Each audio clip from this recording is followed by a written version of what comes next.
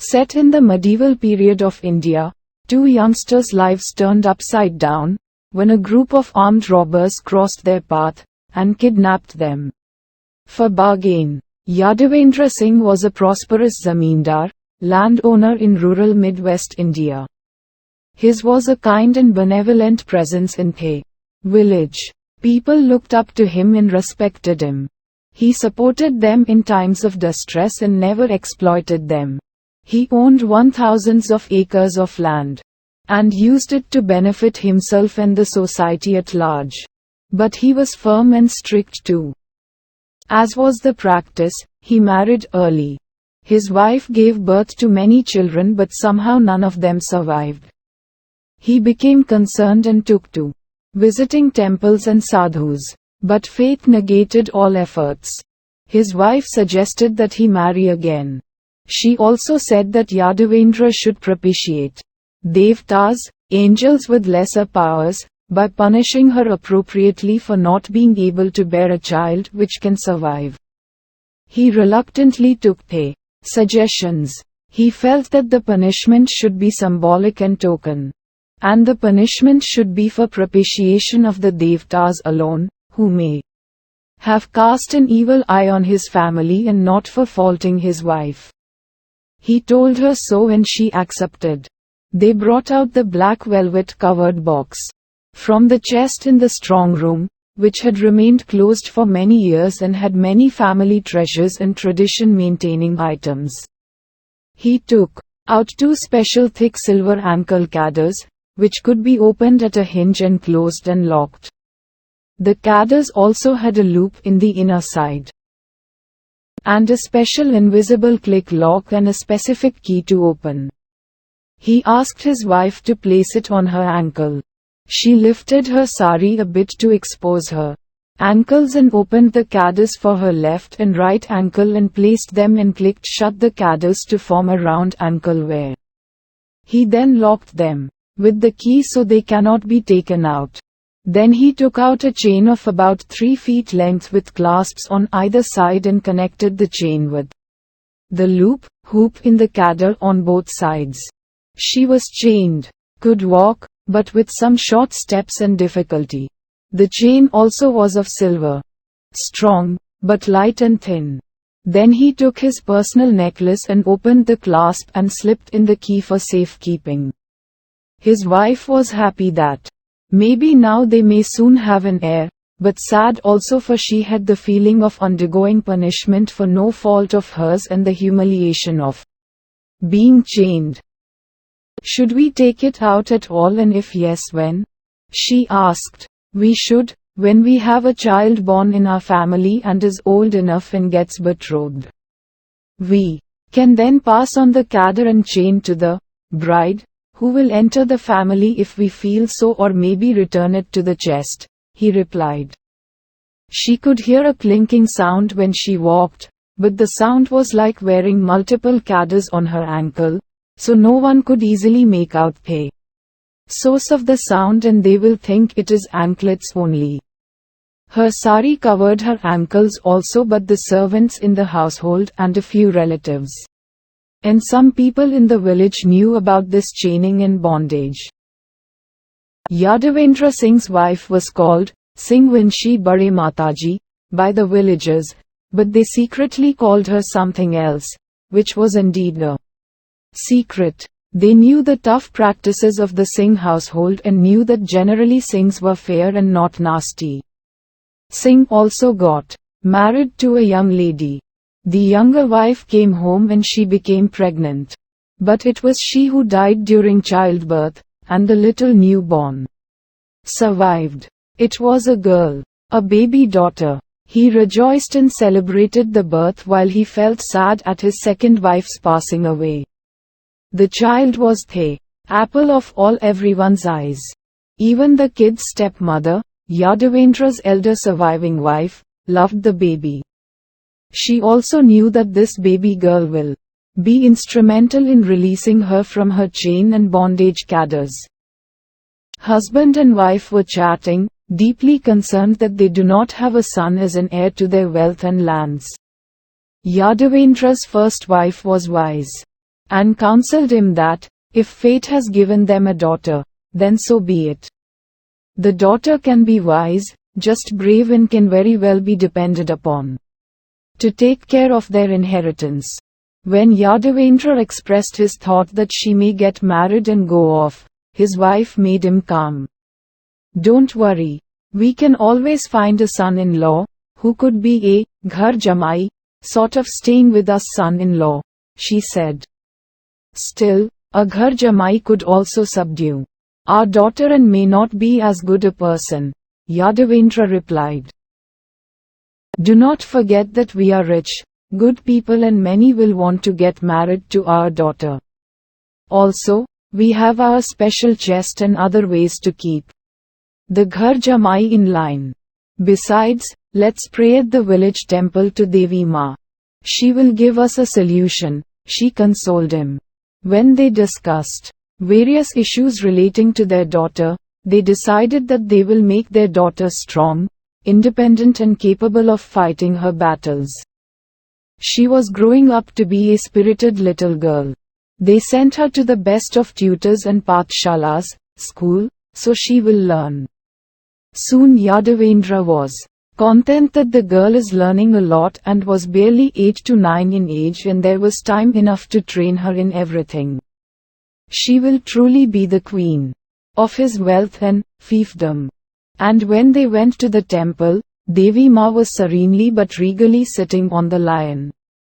They fervently prayed and a flower fell from Devi Ma's garland and they took it as her blessing and consent that she will find the solution for their daughter's future and the family's continuance. Thus, they were at rest. They had named their daughter Yaduvanshi Singh, seemed a feminine name, but yet the name had the ring of a brave prince. She was lovingly called Yadu. Meanwhile, the villagers were living their bucolic life. The village had a very large Brahman family, Mishras, involved in scholarship, studies, religious rites and so on. They all were erudite. Many brothers of the family were living under one roof. They had helped create many branches of pathshalas, with funds from all over but mainly from Yadavendra Singh. The subjects taught included Ayurveda, science of health, Arthashastra, economics and politics, Gandharva Veda, music and dance, Ganita Shastra, mathematics, Jyotish Shastra, astrology and astronomy, Vedas, agamas and so on. These half a dozen brothers of this Mishra family elder generation, call it A, had many children. A dozen boys in younger generation, call it Y generation and mainly just 2 of the cousins were sisters. These 2 sisters were mostly protected, but sometimes bullied by the cousin brothers. The Mishra family's first generation E's youngest brother was as old as his nephew, of generation Y. This youngest brother got married. As was the family tradition, the bride was given the family ornaments, particularly nasal ones, nose stud and nose ring. She used to wear it religiously on all festivals and special occasions. It was to be passed on to the next generation. It had to remain in the village only as per tradition. This young wife had become pregnant around the same time as Yadavendra Singh's second wife. Those days the young wife was chatting with her husband, excited about the expected baby. Both wanted a girl. A dozen boys was enough for the extended family. The family had a need for a girl. The fetus was growing up. The father-to-be used to keep his ear to his wife's bulging middle and feel and hear the child move in the womb. He used to speak to the yet-to-be-born child. My dear child, you will be our princess. I will buy the finest of stuff for you. You will ride on my shoulder. The mother-to-be used to speak gently to the child too. Come my sweet one. I will call you sweet. I will feed you with the choicest of sweets. I will adorn you with silk. I will buy the finest of jewels for you. But this nath is not for you. It will go to the bride of your cousin brothers. I want to see you walk with payal and ghungru. I will perform a grand marriage for you when the time comes. You will have a brave and strong partner." She didn't say husband, but partner. Did she know something about her child's future? However, the cousin brothers were not so excited. Boys are never as excited about new babies in the family. However, the two cousin sisters were thrilled and awaited the birth eagerly. They too wanted a girl. They went and prayed at the village temple for a girl. A beautiful girl, who they could play with. Who will be so small that the cousin brothers cannot and will not bully her. They dreamed of dressing up this kid. Soon the child was born. A dusky smooth-skinned one with tons of thick hair and classy features. It happened to be a boy. There was a sense of a little disappointment in the household, but then this new arrival too was loved, welcomed and petted and pampered. They felt that Lord Krishna himself was born in the family. The mother of the child unfortunately developed some post-delivery infection and seemed to be at her last stages. As she was in her deathbed, she called the child's cousin sisters and handed them the nose ornaments and told them to ensure that, when they Generation Y cousin brothers married, the traditional ornaments be passed on to each of the brides, but under no circumstance were the ornaments to go out of the village. The youngest bride will retain and use them till it moves to the next generation. This meant that her baby boy's bride some day will wear all that. Her exact words were, "the bride in my child's life." It left open plenty of options for interpretation. She soon passed away, leaving the kid in the hands of the elder wives and child's cousin sisters. It was fate's hand again, that the baby boy's father too developed a disease and passed away. The baby was orphaned and yet had the whole family pitch in to take care of him. The cousin brothers of Generation Y soon got married, but as it happened, they all left for greener pastures along with their wives. The village Mishra family was left with just the elder Generation A brothers, their wives, the two cousin sisters and the orphaned little boy who became the favorite of everyone. But it was the cousin sisters who were the major influence in the child's life. The child was a prodigy. Quick to learn, very intelligent, and was growing up fast too. There is this strange psychology of a child and fetus. It seemed that the baby in mother's womb had heard and understood everything. As time passed by, happenings would reveal that the child fulfilled the deepest wishes of all in the family. For now the cousin sisters used to dress the kid in girls' clothes for fun and loved sometimes. The kid was too small to object. As was the practice, the kid's ears were pierced and he made wear studs. But on occasion the sisters would take out the studs and put girly jumkis, and the child would run around with the jumkis swinging. As the child grew into a 5 to 6-year-old boy, the sisters would sometimes see the boy standing in front of the mirror and wrap their dupatta around like a sari. Or take the oversized bangles from the cupboard and wear it. The sisters were thrilled. Sometimes they would even keep their nose rings near the 5-year-old's nose. This childish dressing up the kid as a girl was known to the family. They knew it was occasionally only and sometimes encouraged it, but told the sisters not to overdo it.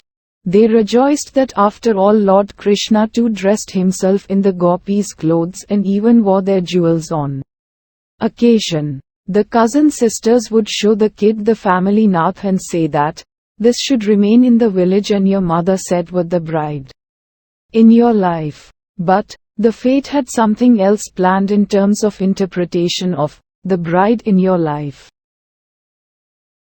Once the baby boy was taken to the village Devi Ma temple by the cousin sisters. The boy pointed to the Divine Mother and started asking for something. There was this whiff of a strong wind. Devi Ma's nath started to sway in the wind. And it fell. The priest saw it and carefully took it. And said to the sisters that, "It seems Ma is saying something to the baby boy and you both." The priest kept the nath at the mother's feet and brought it for the boy to touch and get blessings. The boy's face brightened up. He loved the nath. The priest took it back and said to the sisters, "The boy is blessed. Take care of him. He is a special child loved by the divine. Probably because he is an orphan, Ma has decided to adopt him. And it comes to me intuitively that the boy will fulfill all your wishes you had for a baby girl and sister." The boy cried and wanted to wear the nath. The cousin sisters consoled in shush. In due time, to quieten the kid. They thought that they will get a scolding if they tried to adorn the child with a nasal ornament. Soon it was next birthday of the boy. Due to his persistent crying and wanting a nose ring, they pierced his nose and put on a nose ring as a birthday gift. He loved it, but they had to take it out as per wishes of the family soon, and the piercing hole seemed to close. But there appeared to be a minor scar at that location on his nose.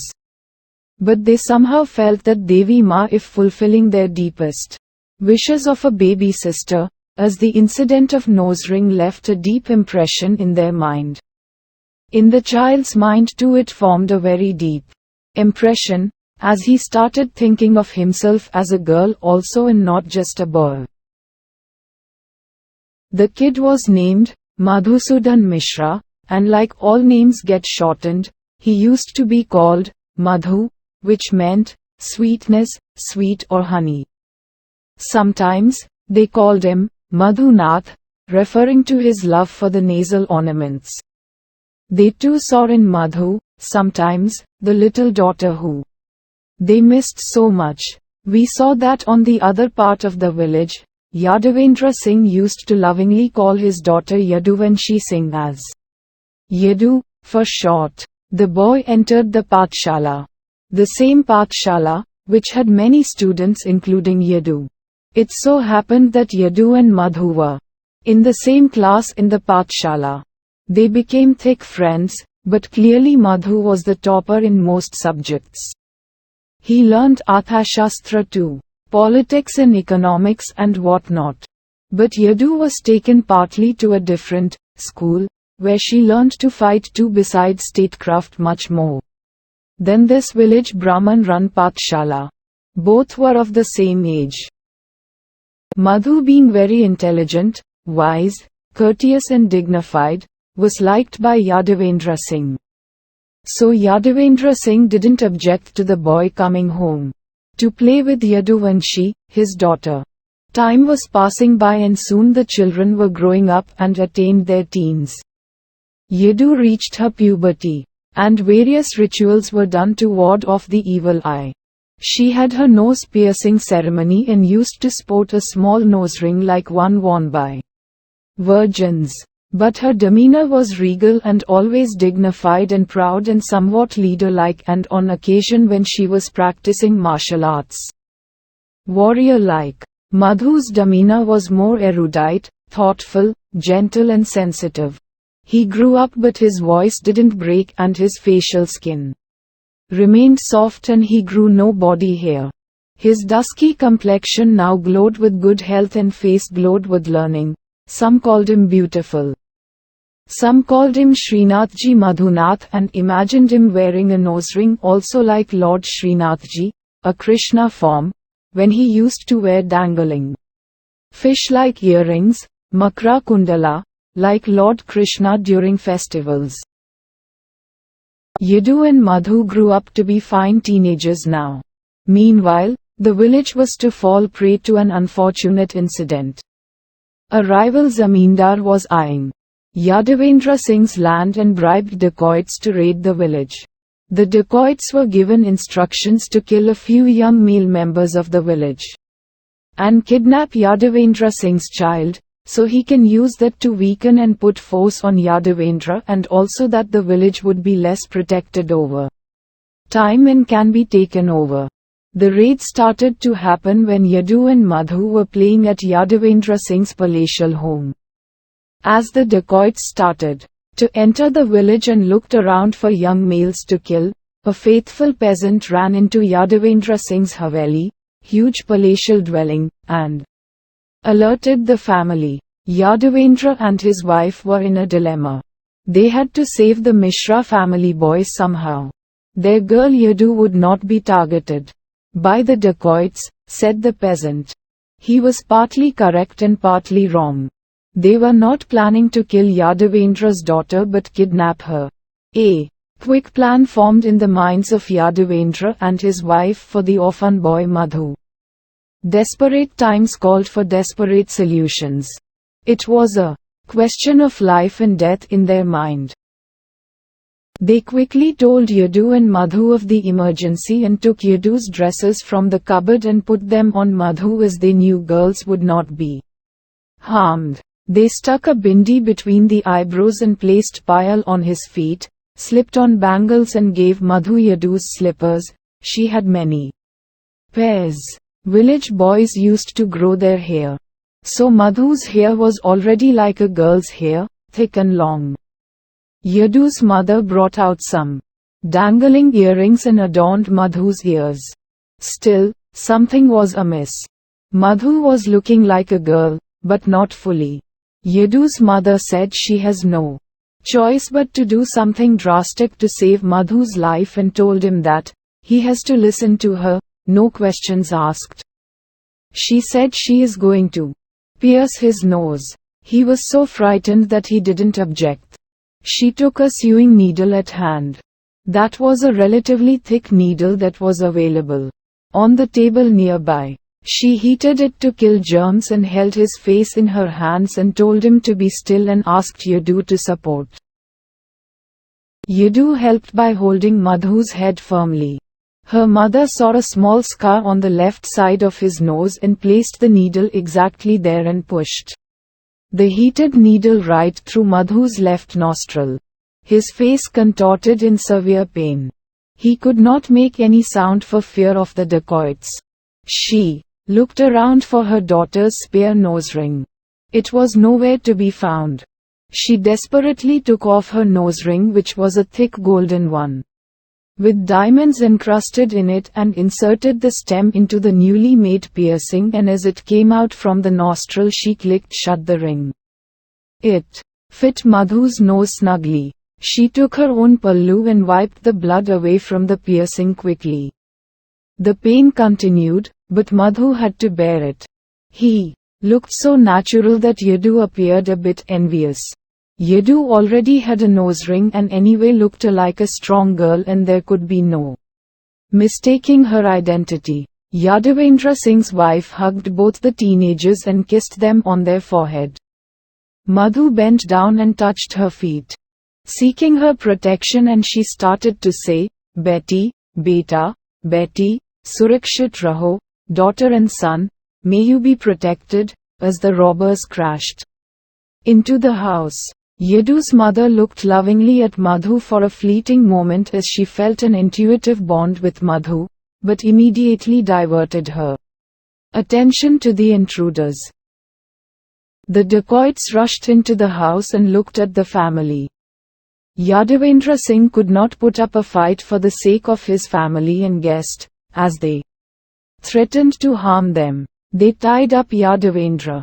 They were not rapists and so looked at Yadavendra Singh's wife and pushed her hard, and she fell with a cry. Yadu shouted in anger and fear, but Madhu screamed in fear alone. As Yadu's mother fell to the ground, Madhu saw her feet were in cadders, and a chain connected them. The dacoits looked at Yadu and Madhu, two youngsters, cowering in fear. Yadu, with her young breasts and fair complexion, was a girl, and they weren't there to murder her. They looked at Madhu, a youthful dusky classic beauty of a teenaged girl, they thought, as their nose ring reflected light and shined. They didn't murder Madhu either. They conferred among themselves, and as instructed by the evil zamindar, they grabbed Yadu and decided to take Madhu also before rushing out. They took them on horsebacks. All the struggle of the teens was in vain. The agonized tied-up father and the helpless mother were left unable to intervene. The kids were kidnapped. They took them to the neighboring evil zamindar's home. He looked at the girls and told them to take the girls to a safe house in a forest and keep them for a long time, till he can usurp Indra Singh's properties. It's decided. Forest house was for the kidnapped teenagers. This safe forest house had a male guard and his wife was the housekeeper. Yadu and Madhu were locked up. They placed a shackle with long chains on Yadu's ankle as also on Madhu's ankle and locked the other end of the chains to a ring in the wall. After the decoits left, the couple went inside to see the teens. Yadu had recovered from her fear and told the couple that they were kidnapped and they should be let free. The guard's wife was a kindly soul. But the couple told them that they cannot do that, but will feed them and see that no harm comes to them. The couple also told them that if they try to escape and succeed, the guard and his wife would be killed, so they will keep them locked up only. They also said that they have been instructed to keep them in chains only to prevent escape. The chain was very long and allowed them freedom of movement within the house. The key to the lock of the shackle was kept outside in a separate room. But the guard and his wife were obliged to Yadu's father, for when there was a famine his generosity had fed them. As Yadu found the guard and his wife to be somewhat kind, she asked them if they can keep a secret. When they said yes and she had confidence in what they said, she revealed Madhu's identity. They were surprised. They also knew about the Mishra family and respected them, since the family was scholarly. They told the teenagers that it is best that Madhu's identity be kept as such, for that was the best protection he can have. Thus, Madhu was forced to remain as a girl. The guard's daughter who had got married and gone away had left her clothes. These were the change clothes available there. The youngsters were unchained for a short while under the careful eye of the guard while they could change clothes. Then, they were again placed in chains. At least Yadu and Madhu had clean change clothes. The nose piercing was healing fast with herbal medicines by the guard and his wife applied. Thus, Yadu and Madhu were under a kind of house arrest.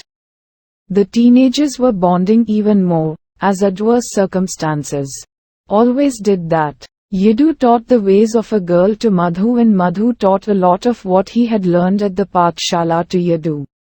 Madhu was becoming comfortable in a girl's identity. Yadu grew to respect Madhu for what he was.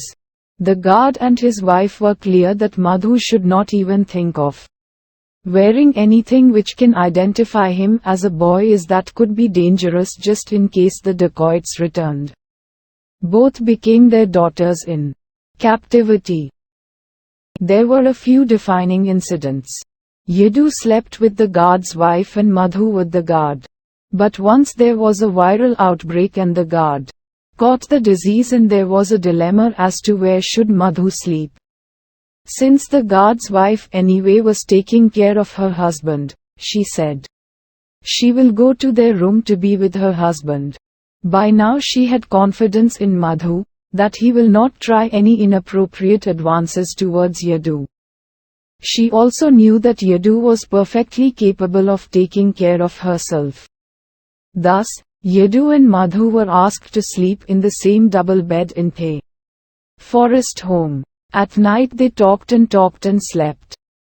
Madhu and Yadu confided in each other and shared the fact that their parents actually wanted the other gender when they were to be born. Madhu confided as to how his cousin sisters would dress him up. Yadu told him that her womanly instincts were there, but the moment she entered the work arena at the Yadavendra Haveli, she almost became a male. What will you do when you grow up and you become an adult? Yadu asked Madhu. I do not know. Probably cannot marry since no girl may be willing to accept my mixed identity. I am a boy and fully functional and capable, but I am equally comfortable in my female identity. In fact, I often like it more, Madhu replied. Yadu became thoughtful but said nothing. They used to help the guard's wife prepare food. Once the guard's wife kept milk to be heated on the wood stove. She told Madhu to take care and remove the vessel in time, so that the milk doesn't boil and spill over.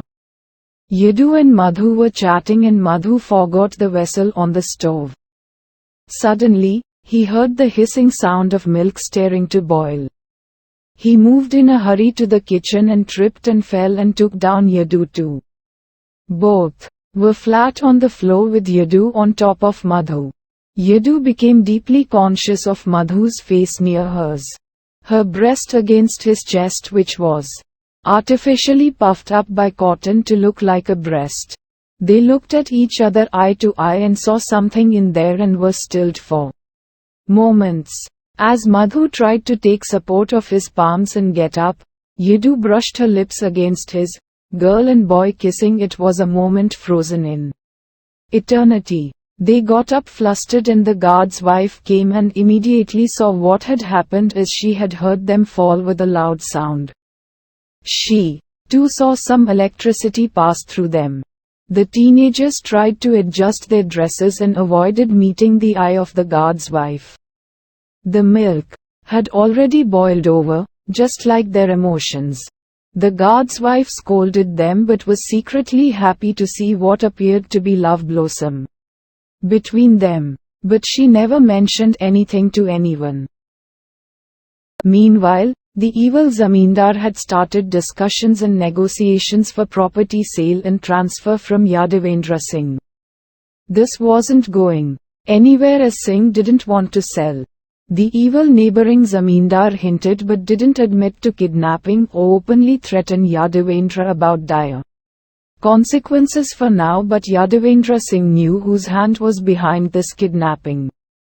Yadavendra Singh's friends with spies had got information through the guard couple, located the safe house, and a raid was soon planned.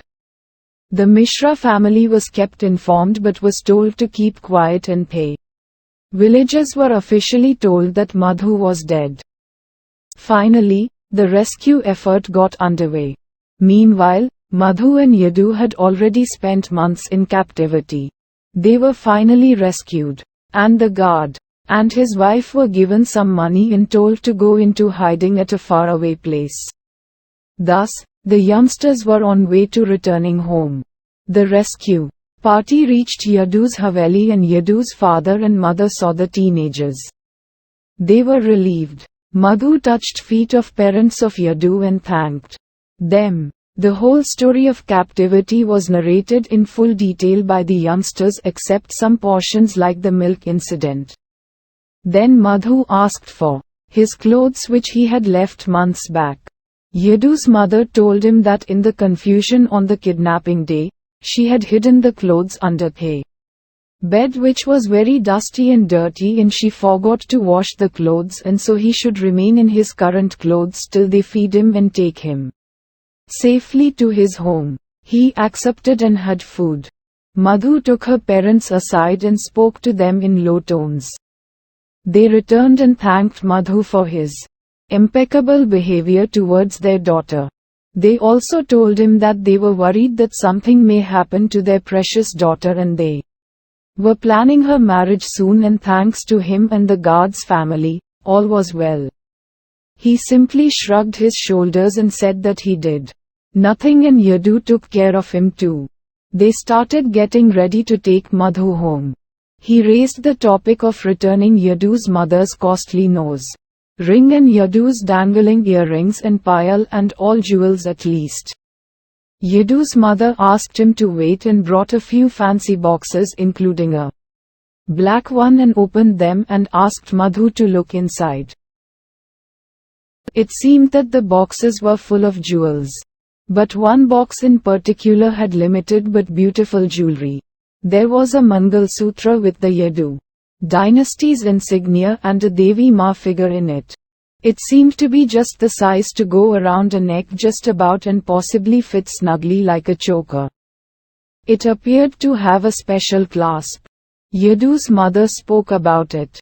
This cannot be taken out once a bride wears it, unless a special key is used to open the clasp. See, I have one too on my neck. We have kept the keys to this family Mangalsutra in a safe place. This not only symbolizes our family's married women, particularly daughters-in-law, but also is blessed by our village temple deity, she said. Then there was an elaborate and heavy golden nath with a chain, again with the Yadavendra family's symbol. The stem of the nath was thin at the place which would normally rest in the nostril but thick at places which would be visible to onlookers. Yadu's mother explained, a bride to the family or a daughter-in-law has to wear this during the wedding and it will be removed on the wedding night in Nath Hutaro. To consummate the wedding it will be taken off, and also later has to wear it on important occasions. And there was a pair of thick silver toe rings with beautiful bells. Then there was another box which seemed to have just one item. It appeared to be a smaller nose ring with a diamond stone and a small eye opening too. There were thin gold chains of different sizes kept beside. Each design seemed different with different endings. Clasps, hooks, fold-overs. Everything to secure the chain to something on either side. Madhu was curious about it but kept silent. This is a very special family septum ring used very rarely. Whenever we feel that the new entrant to the house like a bride comes in and can become rebellious, we pierce the septum and put this septum ring permanently and hang a thin light gold chain you see here and give it to the family bloodline member like the family groom and he can control the rebellion. No one can act with insubordination to the family. This is a sort of bondage jewelry. You can call it a sort of bride-slave chain, as clearly it establishes who is superior in the hierarchy. Yadu's mother saw the curiosity and explained. Madhu was wondering why Yadu's mother is showing all this.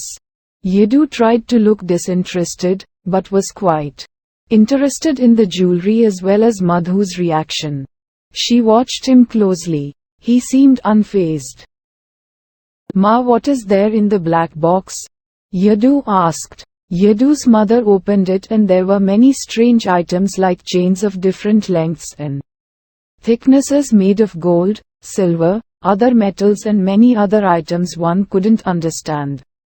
Then there was a thick silver metal rod, with a flat end with the Yadavendra family insignia. She took it and called it Yadav Vansh.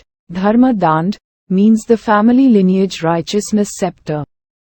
Tell me more, Ma, Yadu asked. Beta, this is a branding tool of olden days, when we had slaves serving the family. When some servant or member of the household goes astray or doesn't follow the traditions, then the family used to brand them with this heated dand and the insignia will be burned into the skin permanently. Once even a daughter-in-law was branded on her breast. Once the family had no sons, only a daughter. She got married and Ghar Jamai came home his son-in-law. It was on a special condition, that he will be like a bride and daughter-in-law of the family. So he was slowly feminized. This son, daughter-in-law misbehaved and they branded him too on his abdomen just above his ____. Ma explained, and Yadu became excited. This is somewhat like the cadre and chain you are wearing for BO _____. Yadu said, and cut short the word. Yadu's mother nodded. Madhu felt a mix of fear, excitement, arousal and trembled at the branding explanation. Yadu noticed it is also her mother. She closed the box before further questions. We wanted to show you how many jewels the family has, and so I wanted to gift you something very special. Please keep the nose ring I gave you and you are wearing. You can keep it at home, Yadu's mother said. When she Maji, meaning Yadu dynasty's respected mother, thank you for offering this. But what will I do with it? I am a boy. And then my people always say, do not accept gifts unless there is a dire need to give happiness to the giver, Madhu said with great respect. Yadu's mother was pleased and smiled. Madhu has told me that sometimes your cousin sisters want you as a girl since the entire family misses the presence of a girl. This nose ring saved you from certain death in the hands of the decoits. Not just that.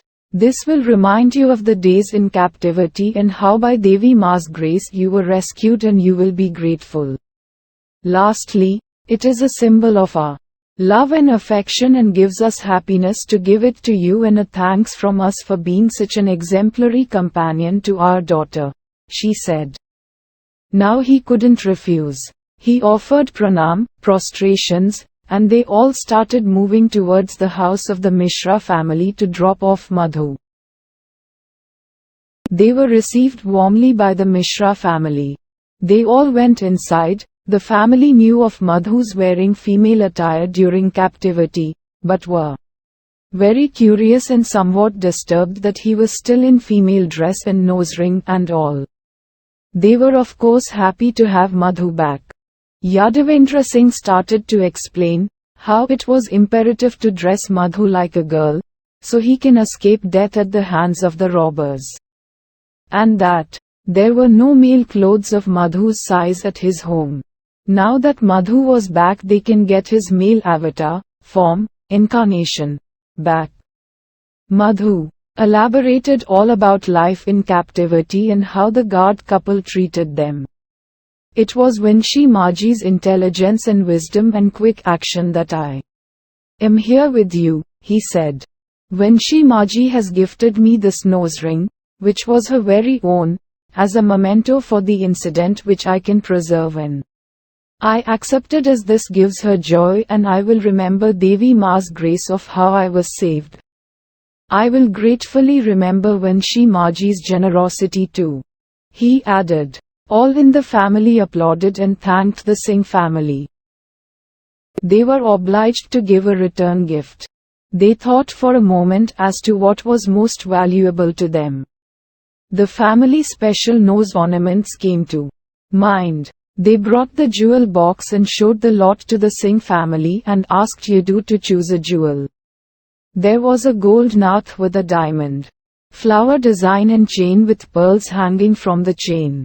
There was a big gold stud with a stone at the center.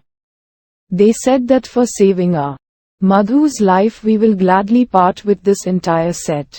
This is obviously meant as a family heirloom to be handed over from generation to generation.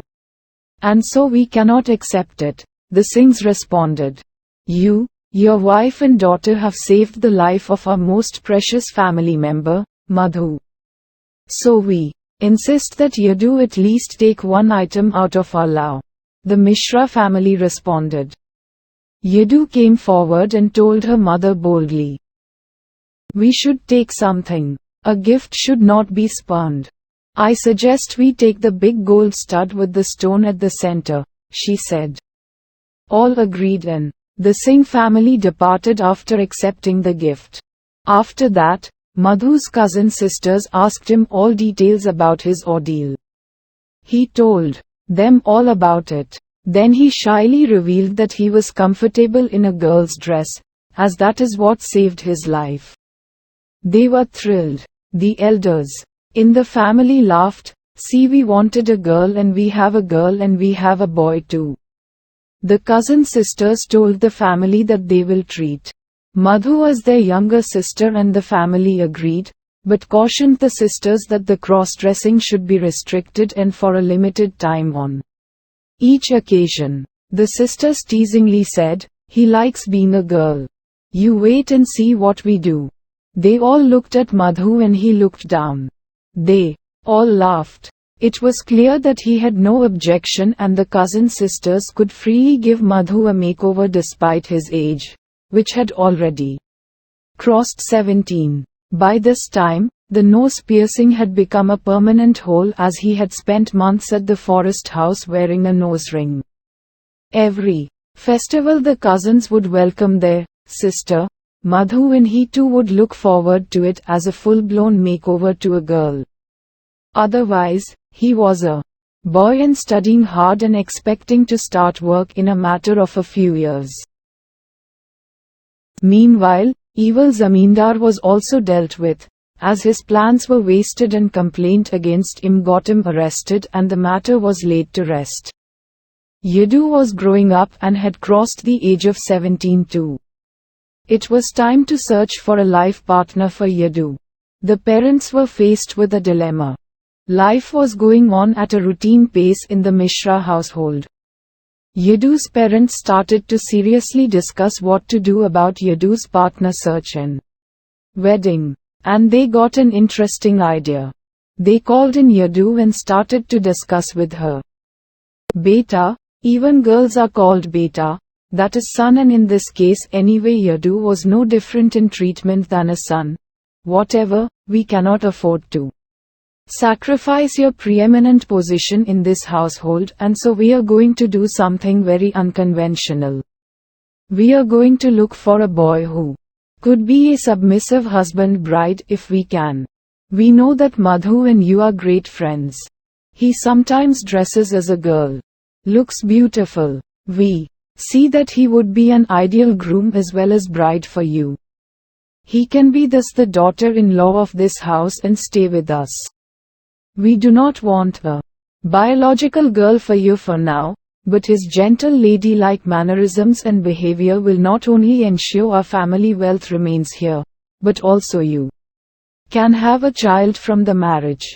Anyone else, you may have to leave this place. If an unknown Ghar Jamai comes, he could be of uncertain character. We like Madhu. He has an impeccable character. Tell us if you like him and you are okay with this proposal."